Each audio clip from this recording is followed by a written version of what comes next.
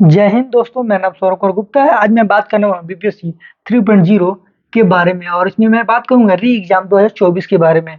और आज मैं बताने वाला हूँ यह स्टेट टीजीटी हिंदी के टॉपिक के बारे में। आपको पता है कि मेरे यूट्यूब चैनल पर टॉपिक वाइज ही यह स्टेट और टीजीटी के सारे ही वीडियो आते हैं। और आज ही 12वां टॉपिक है, यानी 11 टॉपिक मैं पढ़ा चुका हूँ और 12वां टॉपिक वही टॉपिक है जो महत्वपूर्ण है, उसके बारे में चर्चा करेंगे। तो आज मैं चर्चा करने वाला आदिकाल। तो आपको पता है, जबकि हिंदी साहित्य शुरू करते हैं तो आदिकाल सबसे पहले आता है, तो इसको बारे में हम जानेंगे। इसमें इसका जो क्रम है, साल का क्रम है, इससे शुरुआत होता है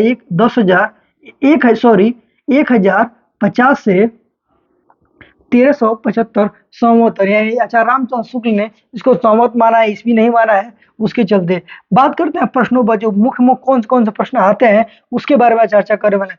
सबसे पहले जांच करेंगे, जॉर्ज ग्रेगसन ने आदिकाल को चारण काल कहा है। क्या कहा है? आदिकाल को चारण काल भी कहा, यानी इसका नाम बताया है।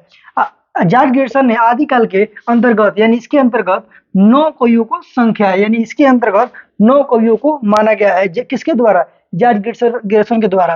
बात करेंगे, दूसरा प्रश्न है मिस्र बंधु। आपको पता है कि मिस्र बंधु ने 75 कवियों की संख्या, इसमें मिस्र बंधु ने इसमें 75 कवियों की संख्या को माना है, यानी आदिकाल में 75 कवियों की संख्या माना है। यह प्रश्न पूछ सकता है कि ग्रेगसन के द्वारा कितने कवि आते हैं और मिस्र बंधु के द्वारा कितने कवि आते हैं।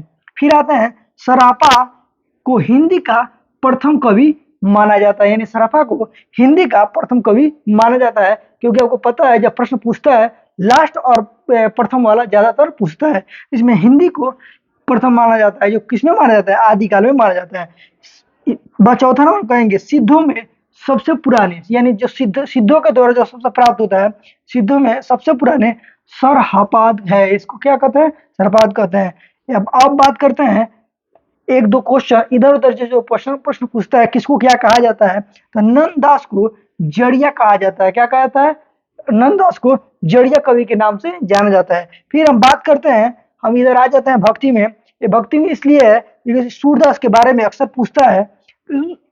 सूरदास को क्या कहा जाता है? तो सूरदास को वास्तल है। वास्तल का मतलब होता है बचपना, यानी बचपना से संबंधित सम्राट माना जाता है। क्या माना जाता है?